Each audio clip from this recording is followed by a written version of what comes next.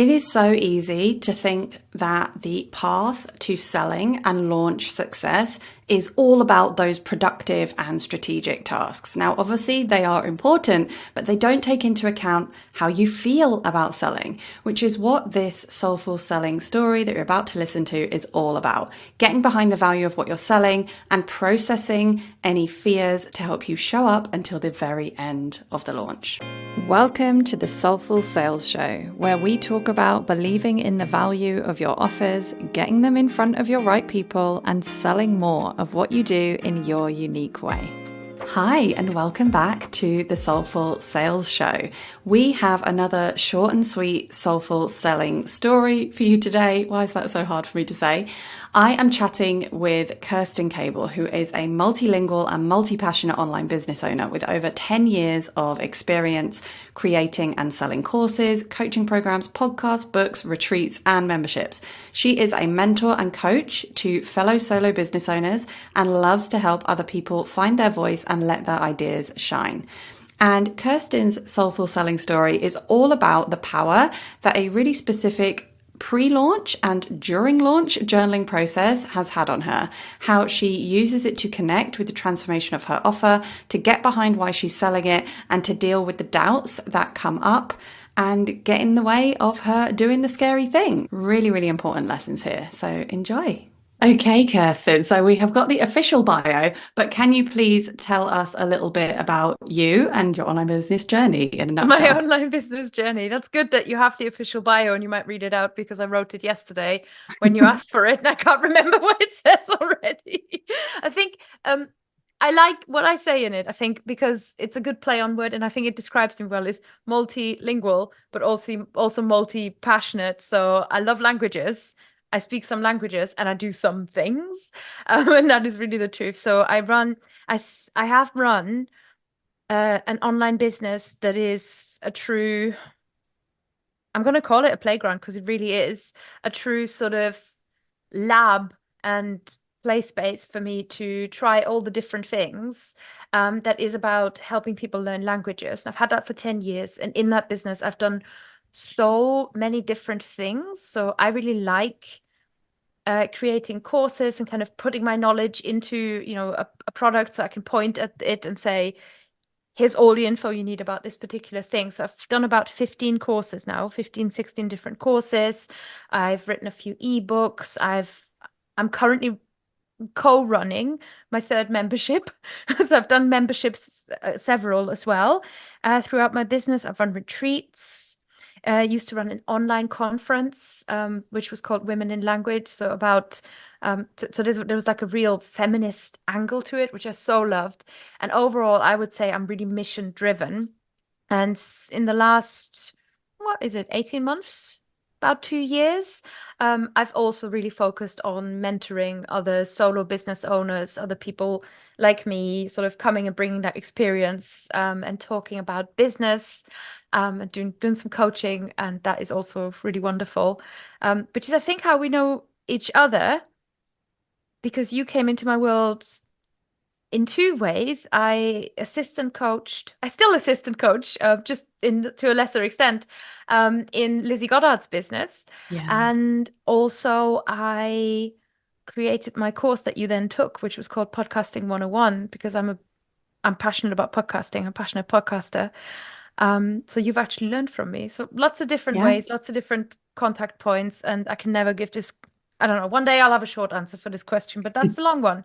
I always find that a really impossible question. Anyway, I can highly recommend your podcasting course and highly recommend your mentoring and coaching as well. So yeah, thank you. Okay, so let's dive into your soulful selling story. You said that you privately to me that you wanted to share about your journaling practice that you use as part of launching. So can you tell us a little bit more about what your journaling practice is when you're selling and launching? Yes, of course I can. It goes like this. I go to Thrivecard Learn. I open up Ruth's Journaling for Launches course and I do the things that it says in there. I'm not really naturally a journaler. I'm a talker. I'm a expresser. And then it's weird, right? Because when you solo work, but you're a bit of a talker, you haven't really got anybody to talk at. And I think a lot of the feelings and thoughts kind of stay half developed in my head and then start all building up in there and causing clutter and causing chaos.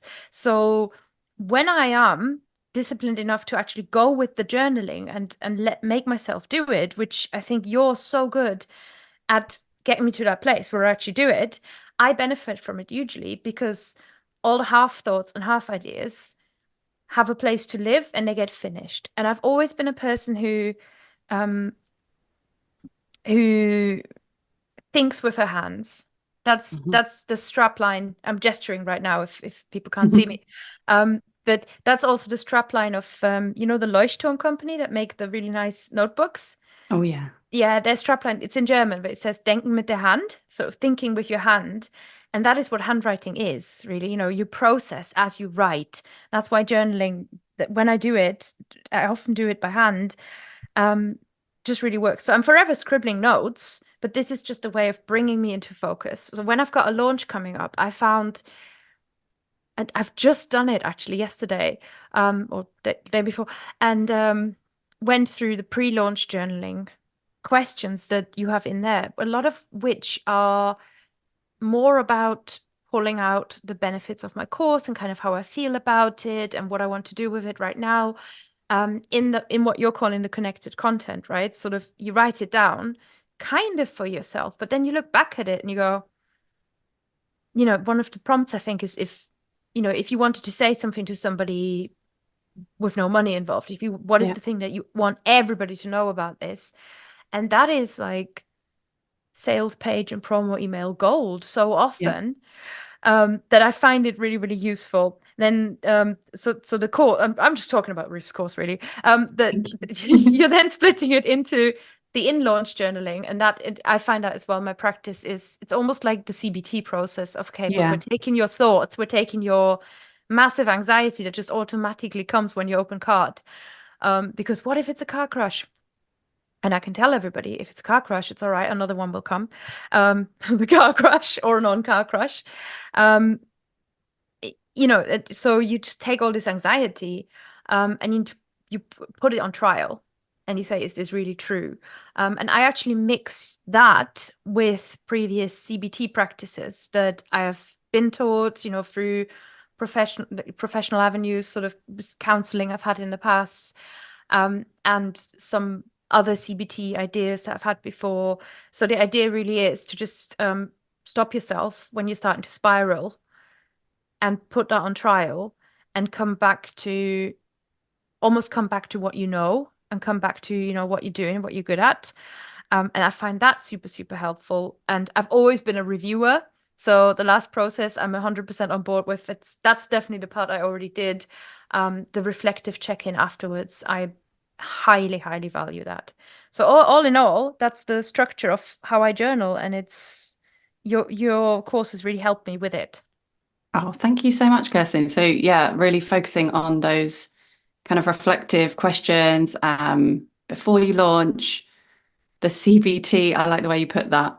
Yeah, analyzing or interrogating your own thoughts and stories. Mm-hmm. Like, are they really true? Which is literally, as a coach, the question that I will ask my clients all the time. And I need it myself all the time as well. Um, how would you say that that affects you during the launch period? Like when you're able, when you have this practice and you can sit down and do it, presumably quite quickly, how does it Uh, affect how you show up?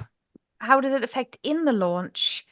Um, Generally speaking, when I get actually, it's funny, isn't it? Because you end up in this mindset or in this headspace, not really a mindset, but you end up in this headspace of should I do more? Nothing I'm doing is enough. Oh my God. And at the same time, I just want to run away if I never look at this again. Let's just abandon this. It's already a disaster. And sometimes you can really be in that headspace in the between the two extremes. And it's great for bringing me back to the middle and saying, oh, actually, I made a plan. I had a plan. Let's just, follow the plan, see how I feel about that. It's actually only Wednesday. This thing isn't finishing until Monday. What do I know about what's going to happen in the next few days? Um, and it helps you just come out of that. I know you and I have had you and I have had one-to-one uh, worked together a few times, and one of the things that I remember from that, which I think is so helpful that I'm always telling myself now, is I don't know who's still got my tab open. You know how Yeah. you've got like a million tabs open and you're still looking and you're still looking. And I thought, ah, you don't know who's still got your tab open. So for a launch, if you are starting to be in a kind of funky headspace, it's really helpful just to collect yourself and bring yourself back to that. And I find it helpful as well to beforehand just do a little bit more planning and give myself a little bit more space so that I can then be more hands off when it's enough. Because the best promos are always the one where you've done all the main thinking beforehand. Yes, so true. It's so easy to overthink, question all your decisions during the launch. Mm. And I always say, like, the time for questioning or reviewing maybe the launch is after the launch when it's over. We never know how the launch has gone until it's over. So, yeah, trusting our past selves and the decisions we made ahead of the launch. Okay, well, thank you so much for sharing that story with us. Like, obviously, it it makes me so happy to hear you actually using the prompts and doing the journaling. So, before we finish, I've got a quick fire question for you. I mean, maybe you already answered this, but I'll let you decide. What is your biggest win, lesson, or mindset shift since being part of the Soulful Sales Society membership? I think for me, it's the constant reminder that all of this journaling, looking at your feelings stuff is productive. It Mm. really is, because otherwise you can do an awful lot of stuff that looks productive, or you sit there and you're just planning it out and you're going like, yeah, just doing this thing, like what tactics should I do? Should I do the webinar like this and like that? All this all this stuff that doesn't matter, all these things that don't really matter. It doesn't actually matter where you're building your landing page. It doesn't really matter what software you're using to send your stuff. It doesn't matter, because what matters is the connection you make with people and how people are feeling, and whether there's energy coming back your way when you are sending energy out in the form of an email. It's weird, but that's our work. Um, I think it's really helpful to just remind myself of this kind of fact that if I stop and look at it, sometimes you just want to feel busy and productive, and it's hard to stop and look at it. So I find doing it with other people together, and doing it in Soulful Sales Society is doing it with other people. I find that very helpful, just to have those moments to stop myself every now and then. Thank you for sharing that. I often actually feel the same, even though I'm Mm, facilitating the space to help you with that. Like, I feel the same.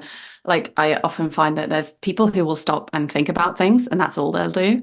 And then there are the people, I mean, this is obviously a massive generalization. And then there are people who just want to do the productive thing, and they just do not want to slow down and yeah. think about and zoom out. And that is often the mode that I'm in. So, And yeah. I take on more and more and more and more when I do that. Oh, yeah. I don't know. I run away from the thing that is a little bit hard, and my procrastination is starting something else, which is the dumbest thing, because within about 2 weeks, you cause yourself an avalanche of things that just don't really work, and it's the hardest thing to walk away, and just say, okay, do you know what? I'm just gonna go for a walk. I'm just done for today. I'm going for a swim. Whatever it is, so helpful, and I think especially for people who struggle to context switch. Yeah. People who struggle to. I get this when I'm watching TV. I will be watching TV, and getting off the couch is so hard. It's not that my body can't get me off the couch. It's just my brain doesn't want to do Yeah. it. And it's similar when I'm working, and then I'm just working. So anything that helps you stop is really helpful.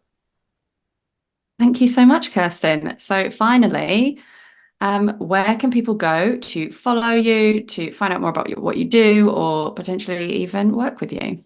Yes. So I do a kind of quirky, I guess, version of a business coaching, which is a monthly plan where I do one session a month with people, and it's just a Voxer chat, and it is so effective and so great and so much fun.